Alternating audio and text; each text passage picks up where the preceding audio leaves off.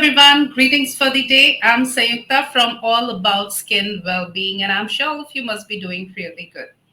We all know that taking good care of our skin is important for more than just our appearance. And as the largest organ, our skin becomes the most essential to our overall health. A fungal infection is a very common skin or nail or scalp infection. So it is caused by fungus, yeast, or mold. Malfungal infections can look like a rash. It can be really itchy and annoying. So let's connect today with our skin expert, Dr. Sandeep Gera, live from Panipat, to enlighten us on the topic of fungal infections and its management. Dr. Sandeep Gera is dermatologist, MBBS AIMS, MD, gold medalist, ex-resident Safdarjung Hospital. So he has completed his MBBS from prestigious AIMS New Delhi and then did his MD in dermatology from Safdarjung Hospital, Delhi, where he also got the gold medal in MD final exams. He has publications in top international journals like JAMA Dermatology and is a reviewer of national international publications as well. Dr. Sandeep Gera has vast experience in the field of hair transplant and was a member of team that started hair transplants at Safdarjung Hospital. So today it's a privilege to have you with us, Dr. Sandeep Gera. Very warm welcome. Thank you, Singta ji, for the introduction, and hello to all the viewers attending the So, talk. Dr. Gera, today we are going to talk about fungal infections और बहुत common infections जिनके बारे में हमें पता है, Yes. जो हमें बहुत परेशान करते हैं, उनमें से एक डेफिनेटली फंगल इन्फेक्शन है। तो पहला सवाल मेरा आपसे यही है कि फंगल इन्फेक्शन क्या है, कैसे होता है और वो कौन से बॉडी पार्ट्स है जहां सबसे ज्यादा चांसेस हो सकते हैं फंगल इन्फेक्शन होने के? ओके, तो जब हम फंगल इन्फेक्शन की बात करते हैं, मोस्ट कॉमनली स्किन में सुपरफिशियल फंगल इन्फेक्शंस होते हैं, जिन्हें मेडिकल टर्म्स में हम डर्मेटोफाइट इन्फेक्शन बोलते हैं और कॉमन लैंग्वेज में टीनिया या रिंगवर्म के नाम से जाना जाता है। तो it is a very common infection of the skin. इसकी prevalence almost 30 to 40% of the population में ये कभी ना कभी देखा जाता है। It is caused by a fungus जिसको हम मेडिकली डर्मेटोफाइट बोलते हैं। अगर फर्दर क्लासिफिकेशन करें तो ट्राइकोफाइटोन, एपिडर्मोफाइटोन, इस नाम की 2-4 फंगस होती हैं जो कि कॉमनली ये इन्फेक्शन करती हैं। अब इन्फेक्शन स्प्रेड कैसे करता है, तो 3-4 मोड ऑफ स्प्रेड हैं। पर्सन टू पर्सन स्प्रेड भी हो सकता है, इन्फेक्टेड क्लोथ्स से, लिनन से या एनवायरनमेंट से हम ये इन्फेक्शन कैच कर सकते हैं। और जिन लोगों की इम्यूनिटी रिलेटिवली थोड़ा वीक हो, उनको ज़्यादा रिस्क होता है इन्फेक्शन कैच करने का, बट जिनकी इम्यूनिटी स्ट्रॉन्ग है, वो भी फंगल इन्फेक्शन को कैच कर सकते हैं। काफ़ी प्रिवेलेंट इन्फेक्शन है, तो जनरल पॉपुलेशन में बहुत ज़्यादा है, तो इसलिए फ्रेश पर्सन को ये इन्फेक्शन होने के चांसेस काफ़ी रहते हैं। जहाँ तक है बॉडी पार्ट्स का सवाल, वैसे तो टीनिया या fungal infection head to toe किसी भी पार्ट में हो सकता है, बट कॉमनली जो देखा जाता है, मतलब टीनिया कॉर्पोरिस, टीनिया क्रूरिस और टीनिया पीडिस, ये कॉमनली देखे जाते हैं। एज इन टीनिया कॉर्पोरिस जब बॉडी पार्ट्स पे, जनरल बॉडी पार्ट्स पे होता है, तो हम उसको टीनिया कॉर्पोरिस बोल देते हैं। जब स्पेसिफिकली फीट में इन्फेक्शन, पैरों में इन्फेक्शन होता है, तो उसको टीनिया पीडिस बोलते हैं। दूसरा जो हमारे थाइज हैं और ग्रोइन एरिया है, वहाँ पे जब इन्फेक्शन होता है तो टीनिया क्रूरिस बोल देते हैं। ये सारे टाइप के फंगल इन्फेक्शंस काफ़ी कॉमनली देखे जाते हैं। बच्चों में स्कैल्प का टीनिया बहुत कॉमनली देखा जाता है, बालों वाले पार्ट में, सर में देखा जाता है, उसको टीनिया कैपाइटिस बोलते हैं।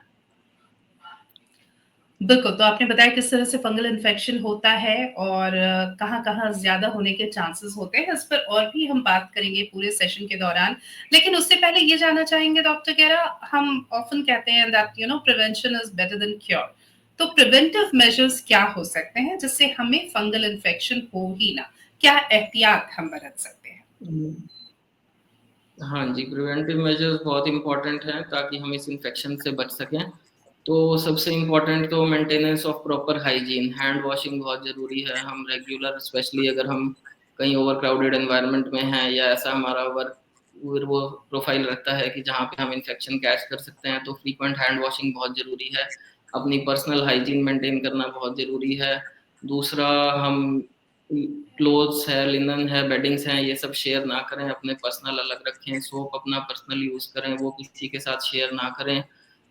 रेगुलरली हम अपने क्लोथ्स और बेडिंग को वॉश कराएं, स्पेशली अगर आपको स्वेटिंग ज़्यादा रहता है या आप ऐसे एनवायरनमेंट में हैं जहाँ पे हॉट एंड ह्यूमिड वेदर है, तो रेगुलर वॉशिंग के साथ साथ प्रेफरेबली किसी एंटीसेप्टिक डिटर्जेंट से, या जिस पानी में धुल रहे हैं वहां पे कुछ एक्स्ट्रा एंटीसेप्टिक ऐड करें क्लोथ्स की वॉशिंग के टाइम पे। और दूसरा, ओवर क्राउडिंग अवॉइड करें जहां तक पॉसिबल हो सके। तो ये सारे मेजर्स हमारे को लेने चाहिए फंगल इन्फेक्शन स्प्रेड करने से रोकने के लिए। और अगर अपने नियर बाय आपके किसी को फैमिली मेंबर को या किसी नियर एंड डियर को ऑलरेडी इन्फेक्शन है तो उसका ट्रीटमेंट सीख करें। जितना जल्दी वो ठीक होंगे उतना जल्दी स्प्रेड होने से प्रिवेंट होगा। बिल्कुल, क्योंकि कंटेजियस होता है, बहुत आसानी से एक से दूसरे को फैल सकता है, इसलिए बहुत ज़रूरी है पहले तो हम प्रिवेंटिव मेजर्स करें कि हो ही ना, और अगर हुआ है तो जी प्रॉपर ट्रीटमेंट लें। लेकिन ट्रीटमेंट की बात जी। जब भी आती है doctor Gera, you will also agree with me, you know हमारी सोसाइटी में एक टेंडेंसी है, होम रेमेडीज हुए, डीआईवाईज हुए, do it yourself, you know आजकल बहुत ट्रेंडिंग में है। अलग-अलग सोशल मीडिया इन्फ्लुएंसर्स बताते हैं ये कर लो, वो लगा लो, ठीक हो जाएगा। स्किन को लेके तो बहुत सारे गाइडेंस हमें मिलते हैं। इसके अलावा ओवर द काउंटर मेडिकेशन भी बहुत इजीली अवेलेबल है हमारे सोसाइटी में, बहुत इजीली एक्सेसिबल है। हम किसी भी केमिस्ट शॉप पे बोल देते हैं जाके कि देखो कुछ एलर्जी हुई है, कुछ इन्फेक्शन हुआ है, एक हमें ओवर द काउंटर ट्यूब मिल जाता है एंड हम उसे फिर लगाना शुरू करते हैं और लगाते रहते हैं। बीच में अगर ठीक भी हो गया, फिर से हो गया, तो वो ट्यूब हमारे पास है, हमने फिर लगा लिया। तो ये यू नो कॉमन टेंडेंसीज हैं जो हमारी सोसाइटी में प्रिवेल करती हैं। तो ऐसे में ये होम रेमेडीज, डीआईवाईज, या फिर किसी ने दिखाया, फ्रेंड में, फैमिली में किसी को हुआ, उनके प्रेस्क्रिप्शन को लेकर जाना, उसकी दवाइयां से खुद को ट्रीट करना, ये सब बहुत आम है। इसे लेकर आप क्या कहेंगे?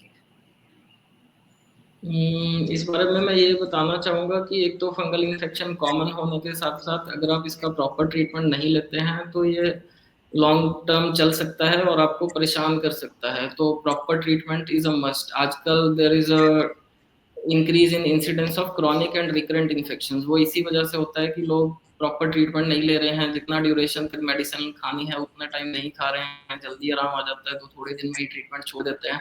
तो उससे क्या होता है, फंगस पार्शियली तो ठीक हो जाती है मगर पूरी तरह से बॉडी से क्लियर नहीं होती। वो फिर बाद में और ज़्यादा सीवियर रूप में हमारी बॉडी में दोबारा से मैनिफेस्ट करती है, जिसकी वजह से फिर वो इन्फेक्शन डिफिकल्ट टू ट्रीट बन जाता है।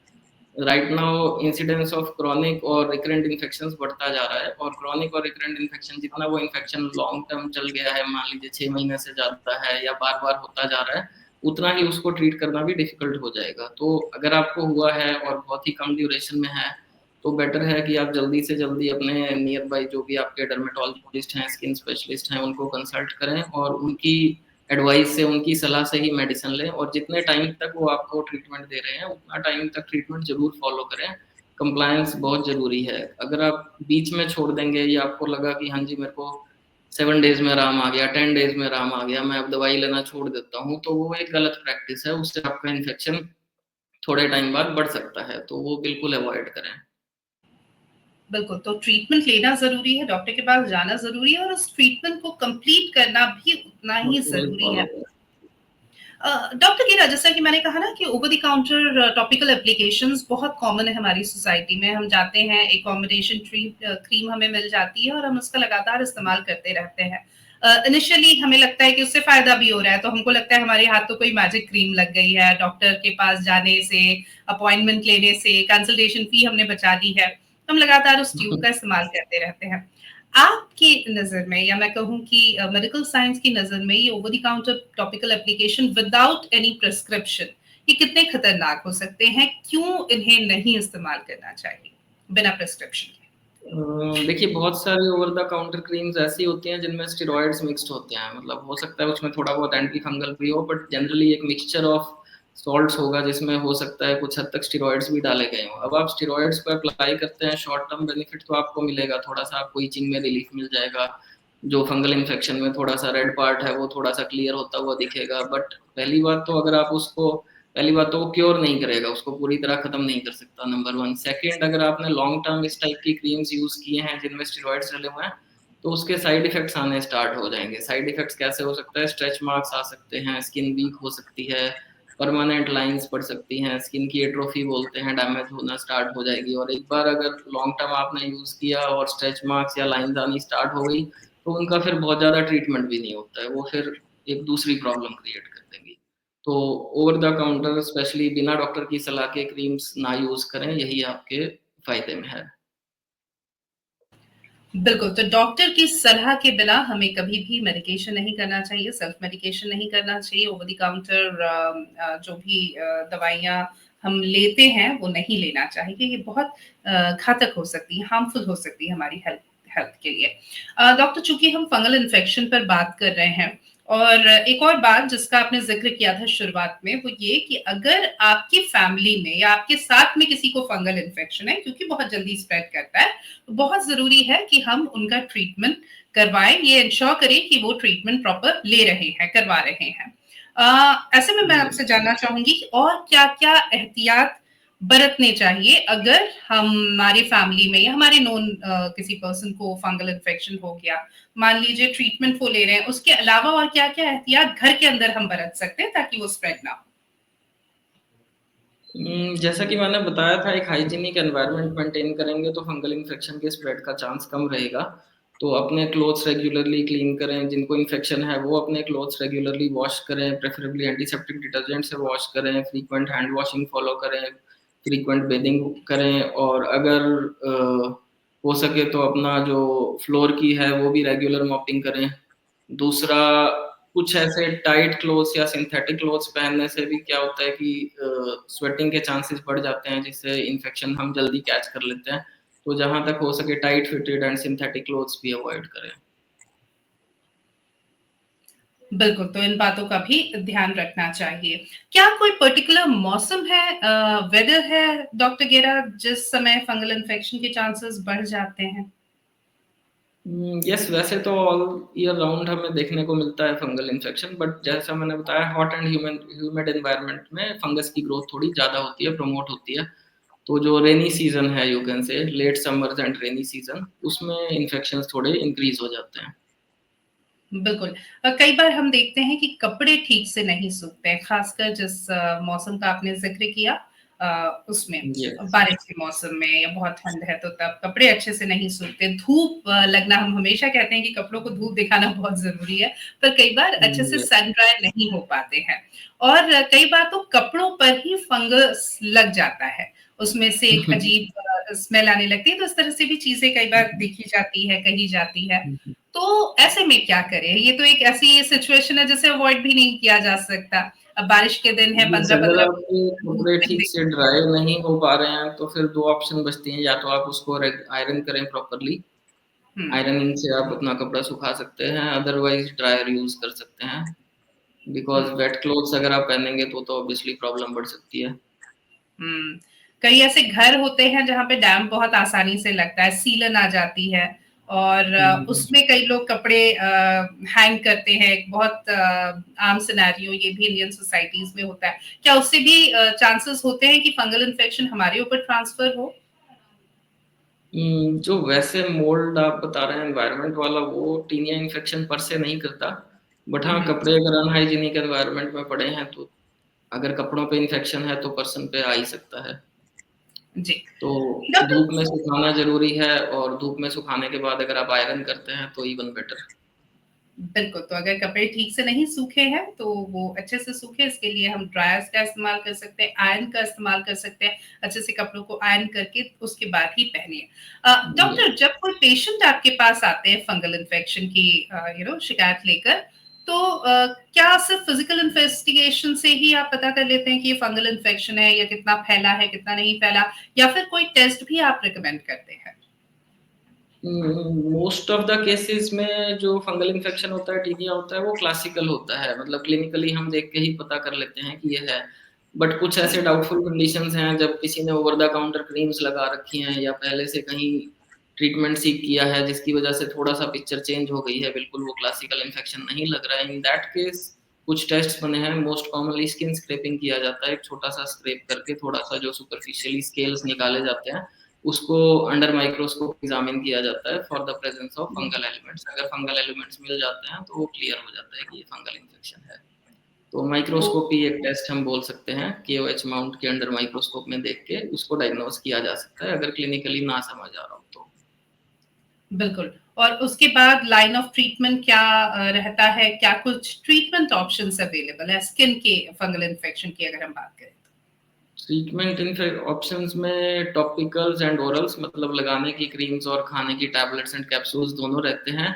अगर बहुत ही लिमिटेड एक्सटेंट तक है, लेट अस से एक आधा पैच है और लग रहा है कि रिसेंट है, ज़्यादा पुराना इन्फेक्शन नहीं है, then we can manage it with creams alone, खाली क्रीम देके या ऑइंटमेंट देके मैनेज किया जा सकता है। बट अगर मल्टीपल पैचेस हैं, कई जगह पे इन्फेक्शन है और काफ़ी टाइम से है और पर्सन ने पहले भी ट्रीटमेंट सीख किया है विदाउट रिलीफ, तो ऐसे में हमें ओरल मेडिकेशंस देनी पड़ती हैं, टैबलेट्स या कैप्सूल्स देनी पड़ती हैं और उनको एक प्रॉपर ड्यूरेशन तक देना पड़ता है ताकि इन्फेक्शन ठीक होके दोबारा वापस ना आ जाए। बिल्कुल। इसके अलावा डॉक्टर, जैसा कि आपने बताया कि अगर ट्रीटमेंट पूरी तरह से फॉलो ना किया जाए, जो अगेन एक बहुत कॉमन प्रैक्टिस है, हम मान लीजिए अगर आपने 2 महीने की ट्रीटमेंट दी है, हम 15 दिन मेडिसिन्स लेंगे, प्रॉपर टॉपिकल एप्लीकेशन सब करेंगे और 15 दिन में अगर आराम हो गया तो हम दवाई लेना छोड़ देते हैं। हम डॉक्टर को इन्फॉर्म भी नहीं करते, डॉक्टर को लूप में भी नहीं लेते, हमें लगता है अब तो ठीक हो गया है। फिर से जब दिक्कत होती है, क्योंकि हमारे पास प्रिस्क्रिप्शन है, हम खुद से जाते हैं, दवाइयाँ लेते हैं और फिर से ट्रीटमेंट ओवर द फिर से एक बार शुरू कर देते हैं। इसका ज़िक्र भी आपने किया था कि ट्रीटमेंट कंप्लीट करना ज़रूरी है। तो क्या ये सबसे बड़ी वजह है रिकरेंस की? क्योंकि आजकल रिकरेंस ऑफ फंगल इन्फेक्शन ये बहुत आम होने लगा है, काफ़ी देखने को मिलता है। जैसा कि मैंने आपको बताया, recurrent and chronic fungal infection काफ़ी ज़्यादा बढ़ चुका है। इसका सबसे बड़ा रीज़न तो यही है कंप्लायंस, मतलब जब हम ट्रीटमेंट कंप्लीट ना करें, इन बिटवीन छोड़ दें, पार्शियली ट्रीटमेंट लेके छोड़ दें, तो वो इन्फेक्शन की बाद में इन्फेक्शन की ग्रोथ को तो प्रमोट करता ही है, इवन रेजिस्टेंस के भी चांसेस बढ़ा देता है कि जो मेडिसिन दी जा रही हैं वो शायद काम ही ना करें बाद में, अगर आपने प्रॉपर ट्रीटमेंट नहीं लिया है तो। तो ये अवॉइड करने के लिए जितने टाइम के लिए आपको मेडिसिन दी जा रही है वो ज़रूर लें और जितने दिन के बाद फ़ॉलो-अप में बुलाया जा रहा है वो आप फ़ॉलो-अप ज़रूर करें। जब तक आपके डर्मेटोलॉजिस्ट, आपके स्किन के डॉक्टर आपको ना कहें कि ये दवाई अब आप बंद कर दो, तब तक खुद से बंद ना करें। बिल्कुल, तो इसीलिए बार-बार हम कह रहे हैं, सबसे पहले तो अगर फंगल इन्फेक्शन है तो डॉक्टर को दिखाएँ, एक क्वालिफाइड डर्मेटोलॉजिस्ट के पास जाएँ और उसके बाद जो ट्रीटमेंट आपको दिया जा रहा है उसे कंप्लीट करना, उसे पूरा करना बहुत ज़रूरी है, वरना बार-बार फंगल इन्फेक्शन की प्रॉब्लम या एक तरह से रेजिस्टेंस फंगल इन्फेक्शन यानी किसी भी दवाई का उस पर असर ना होना, इस तरह की सिचुएशन बहुत आम हो जाती है। इसलिए डॉक्टर के पास जाएँ और पूरे जो भी चिकित्सा मिली है, ट्रीटमेंट मिला है, उसे कंप्लीट करें, ये बहुत ज़रूरी है। डॉक्टर, नेल पर भी आपने बताया था कि फंगल इन्फेक्शन होता है, तो वो कौन लोग हैं जिन्हें ज़्यादा चांसेस होते हैं या जो रिस्क पे होते हैं फंगल इन्फेक्शन और नेल्स पर और किस तरह से ट्रीटमेंट होता है, कितना वक़्त लगता है? ओके, नेल का फंगल इन्फेक्शन, इसको हम ओनाइकोमाइकोसिस बोलते हैं वैसे मेडिकल टर्म्स में। जो टीनिया के फंगस हैं डर्मेटोफाइट, वो भी नेल का फंगस कर सकते हैं। बाकी कुछ दूसरी फंगस होती हैं जैसे कैंडिडा, वो भी नेल का फंगल इन्फेक्शन कर सकती हैं। अब कौन एट रिस्क है नेल के फंगल इन्फेक्शन में? वैसे तो किसी को भी हो सकता है, बट हाँ, जिन लोगों का इम्यूनिटी थोड़ा वीक रहता है, अगर कोई डायबिटिक है या कोई एचआईवी पेशेंट है, तो उसको थोड़ा ज़्यादा रिस्क रहता है ओनाइकोमाइकोसिस होने का। जहाँ तक हुँ। है ट्रीटमेंट का क्वेश्चन, तो एज कम्पेयर टू स्किन का फंगस, नेल का फंगल इन्फेक्शन थोड़ा सा टाइम ज़्यादा लेता है, तो उसका ट्रीटमेंट लॉन्ग टर्म चलता है। अगेन इम्पॉर्टेंट है कि आप अपने डॉक्टर की सलाह लें और जितने टाइम के लिए उन्होंने एडवाइस किया है उतने टाइम तक लें। नेल के केस में आपको थोड़ा सा ट्रीटमेंट ज़्यादा लंबा टाइम तक लेना पड़ेगा एज कम्पेयर टू स्किन के फंगल इन्फेक्शन। हुँ, हुँ, हुँ। कई हमारे व्यूअर्स ये भी पूछते हैं कि जो बर्तन धोने या बहुत ज़्यादा पानी में जिनका हाथ या पैर डूबा रहता है, जिनके नेल्स डूबे रहते हैं या बहुत ज़्यादा एसिड, डिटर्जेंट इनका इस्तेमाल जो लोग करते हैं, क्या उनमें चांसेस ज़्यादा है फंगल इन्फेक्शन के? ज़्यादा देर तक अगर आप सोप या डिटर्जेंट का यूज़ कर रहे हैं, ज़्यादा देर तक अगर आपके हाथ भीग रहे हैं, तो यस थ्योरेटिकली रिस्क आपका है, बट उसके लिए ये है कि आप आफ्टर जो भी आपका वर्क है, अगर लेट अस से कपड़े धोने का काम है, बर्तन धोने का काम है, उसकी वजह से अगर आपके हाथ ज़्यादा देर तक भीग रहे हैं, तो उसके बाद हाथों को अच्छे से ड्राई करके एक मॉइस्चराइज़र, अच्छा मॉइस्चराइज़र यूज़ करें, जिससे स्किन का बैरियर मेंटेन रहे और चांसेस ऑफ इन्फेक्शन कम रहें। बिल्कुल। इसी तरह से स्कैल्प का फंगल इन्फेक्शन, डॉक्टर आपने बताया कि जो छोटे बच्चे हैं, उनमें स्कैल्प का इन्फेक्शन काफ़ी देखा जाता है। क्या बड़ों को भी यस। होता है या होता है तो क्या करें? या फिर क्योंकि स्कैल्प का जो फंगल इन्फेक्शन है, वो कई बार लेमन को डैंड्रफ जैसा ही लगता है, हमें समझ में नहीं आता कि ये डैंड्रफ है या कुछ और, तो हम उसमें ढेर सारा तेल लगाकर उसे ट्रीट करने की कोशिश भी करते हैं, तो क्या वो ठीक है? तो उस पर अगर स्कैल्प फंगल इन्फेक्शन पर अगर आप रोशनी डाल सकें। स्कैल्प का fungal infection tinea capitis generally बच्चों में ही ज़्यादा देखा जाता है, मतलब below the age of 12 years 14 years you can say commonly देखा जाता है। एडल्ट्स में नॉर्मली नहीं देखा जाता है एज लॉन्ग एज इम्यूनिटी ठीक है, बट हाँ देखने में जैसा आपने बताया, स्पेशली अगर किसी ने बॉल्ड नहीं रखा हुआ है, नॉर्मल हेयर ग्रोथ है, तो उसमें इतना क्लियर पता नहीं चलेगा। अगर आपको इचिंग हो रही है या थोड़ा बहुत भी पैच लग रहा है आपकी स्कैल्प में बन गया है, कहीं रेडनेस किसी एरिया में विजिबल है और आपको अगर डाउट हो रहा है कि स्कैल्प का फंगल इन्फेक्शन है, तो जरूर अपने डर्मेटोलॉजिस्ट को कंसल्ट करें। ट्रीटमेंट उसका भी सेम रहता है, एंटी फंगल मेडिसिन दी जाती हैं एक प्रॉपर ड्यूरेशन के लिए, जिससे ये ठीक हो सकता है। और अगर आपको अपने बच्चे को भी डाउट हो रहा है कि उसको स्कैल्प में फंगल इन्फेक्शन हो गया है, तो जरूर डॉक्टर को कंसल्ट करें, क्योंकि बच्चों में फंगल इन्फेक्शन परेशान ज्यादा कर सकता है, बच्चों को इचिंग ज्यादा परेशान कर सकती है, तो ऐसे में ट्रीटमेंट लेना बहुत जरूरी हो जाता है। बिल्कुल, तो चाहे नेल का फंगल इन्फेक्शन हो, स्किन का हो या स्कैल्प का, ज़रूरत इस बात की है कि हम उसे इग्नोर ना करें, हम उसके साथ रहना ना सीख लें, क्योंकि कई बार हम इच करते रहते हैं, परेशान होते रहते हैं, लेकिन डॉक्टर को नहीं दिखाते। और इसी तरह से जो ग्रॉइन एरिया या अंडर थाई फंगल इन्फेक्शन है डॉक्टर, अगेन क्वाइट कॉमन, लेकिन लोग उसके बारे में बात नहीं करते हैं, और जब तक हालात बहुत आउट ऑफ कंट्रोल नहीं हो जाते, तब तक वो डॉक्टर के पास नहीं जाते। तो कितना कॉम्प्लिकेटेड हो सकता है और क्यों ज़रूरी है कि अगर ग्रॉइन में फंगल इन्फेक्शन है तो डॉक्टर को ज़रूर दिखाएँ? ग्रॉइन का फंगल इन्फेक्शन बहुत ज़्यादा कॉमन है, मतलब अगर मैं बॉडी पार्ट्स की बात करूँ तो सबसे ज़्यादा फीट का और ग्रॉइन का ही हमें नॉर्मली ओपीडी में देखने में मिलता है। लोग यू कैन से थोड़ा सा शाई फील करते हैं, इतना कॉमनली दिखाते नहीं है, बट अगर आप इग्नोर करोगे तो वो स्प्रेड होएगा, बॉडी में भी स्प्रेड हो सकता है, बाकी बॉडी पार्ट्स में भी आ सकता है, और अननेसेसरी आप ज़्यादा परेशान होंगे अगर वो स्प्रेड कर जाता है। जितना जल्दी आप ट्रीटमेंट सीख करेंगे, उतना जल्दी आपका इन्फेक्शन ठीक भी होगा, स्प्रेड भी नहीं करेगा और आपसे किसी और को होने का रिस्क भी नहीं रहेगा। बिल्कुल। क्योंकि हम यहाँ पे लगातार बात कर रहे हैं फंगल इन्फेक्शन की, और ढेर सारे सवाल हमारे व्यूअर्स के भी हमारे पास आ रहे हैं, तो एक-एक करके वो सवाल मैं लेना चाहूँगी। हमारे पास पहला सवाल जो हमारे व्यूअर का है, is it true that fungal infections are caused only by poor hygiene? क्या सिर्फ खराब हाइजीन की वजह से ही होता है डॉक्टर? नहीं, सिर्फ खराब हाइजीन की वजह से नहीं होता है, poor hygiene is one of the factor जो कि फंगल ग्रोथ को प्रमोट कर सकता है, जिसकी वजह से आपको चांसेस बढ़ सकते हैं इन्फेक्शन होने के। Even with adequate hygiene it can happen to anybody, but हाँ maintaining a good hygiene is very important, ताकि एटलीस्ट रिस्क आपका कम हो फंगल इन्फेक्शन होने का। एक और सवाल जो हमारे पास है फिरोज खान का, is it possible to get a fungal infection from animals और सॉइल? यस, जैसा कि मैंने बताया, एनवायरनमेंट से फंगल इन्फेक्शंस कैच कर सकते हैं। कुछ फंगस होती हैं, ज़ूनोटिक फंगस बोलते हैं, जो कि एनिमल्स में कॉमनली पाई जाती हैं और वो ह्यूमंस को भी इन्फेक्ट कर सकती हैं।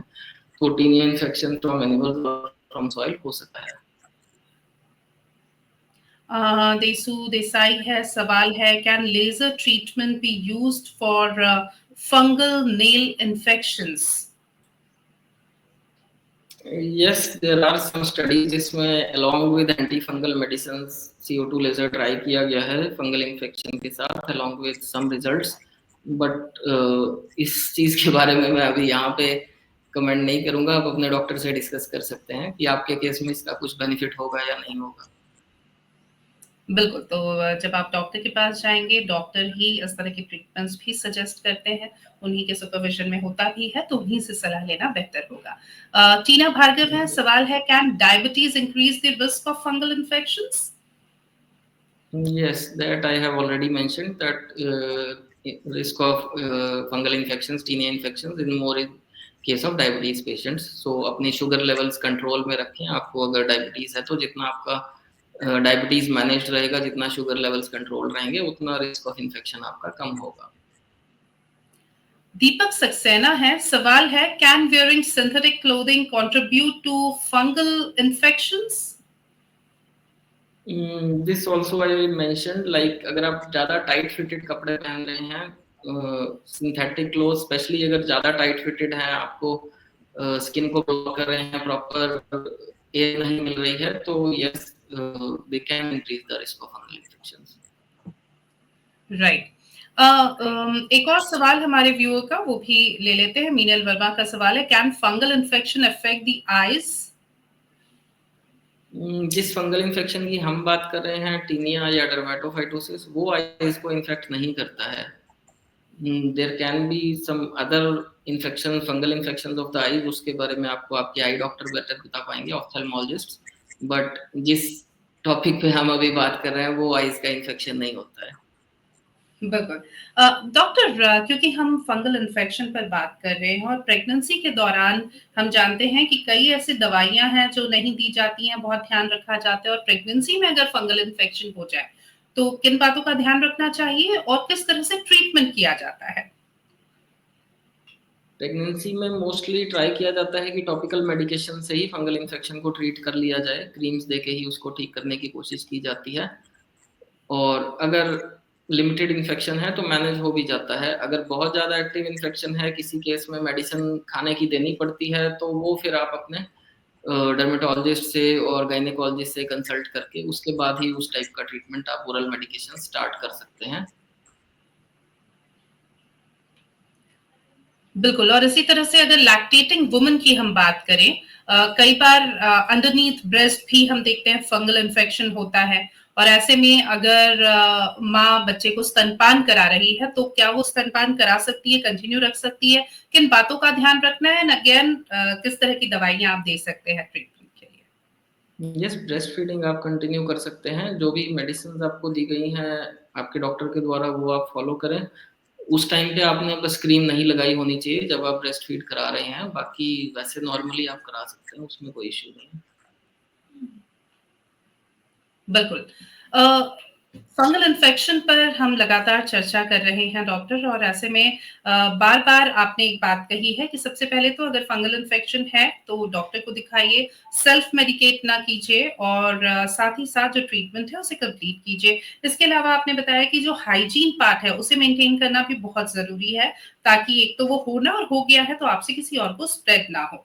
हमारी सोसाइटी में तेल लगाना, एलोवेरा डायरेक्टली प्लांट से लेके लगाना, ये अगेन बहुत ही कॉमन चीजें हैं जो हम करते हैं, करना पसंद करते हैं। तो अगर फंगल इन्फेक्शन है स्किन पे तो नारियल का तेल लगाना या कोई और तेल लगाना या फिर एलोवेरा जेल लगाना, क्या ये फ्रूटफुल हो सकता है?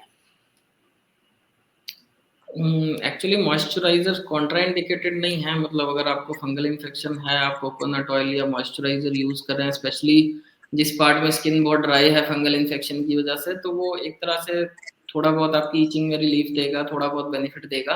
हालांकि वो कोई ट्रीटमेंट नहीं है, वो ये है कि थोड़ा बहुत आपको सिम्टम्स में रिलीफ दे सकता है, लगाने से कोई प्रॉब्लम नहीं है। बट हाँ, साथ में ट्रीटमेंट जरूर फॉलो करें, वो सबसे इम्पोर्टेंट है। एक बार फिर अगर डॉक्टर आप हमें बताएं कि वो कौन-कौन सी हाइजीन के पॉइंट ऑफ व्यू से चीजें हैं जो हमें करनी चाहिए। पहली तो कि फंगल इन्फेक्शन हो ही ना, और अगर हो गया है तो फैले ना, क्योंकि ये बहुत जरूरी है। ओके, मैं रिपीट कर देता हूँ। हाइजीन मेंटेन करने के लिए frequent hand washing is important, specially अगर आपका ऐसा वर्क एनवायरनमेंट है जहाँ पे हाथ फ्रीक्वेंटली डस्टी हो सकते हैं, डर्टी हो सकते हैं, तो फ्रीक्वेंट हैंड वॉशिंग करें। सेकंड, अपने क्लोथ्स और बेडिंग्स लिनन को रेगुलरली वॉश करें, preferably with N antiseptic, otherwise with a normal detergent, but frequent washing करें। थर्ड, अपना एनवायरनमेंट क्लीन रखें, frequent mopping of floors is important. Fourth, आप अपने क्लोथ्स शेयर ना करें दूसरों के साथ, किसी दूसरे के क्लोथ्स ना पहने, अपना सोप सेपरेट रखें, वो भी शेयरिंग अवॉइड करें।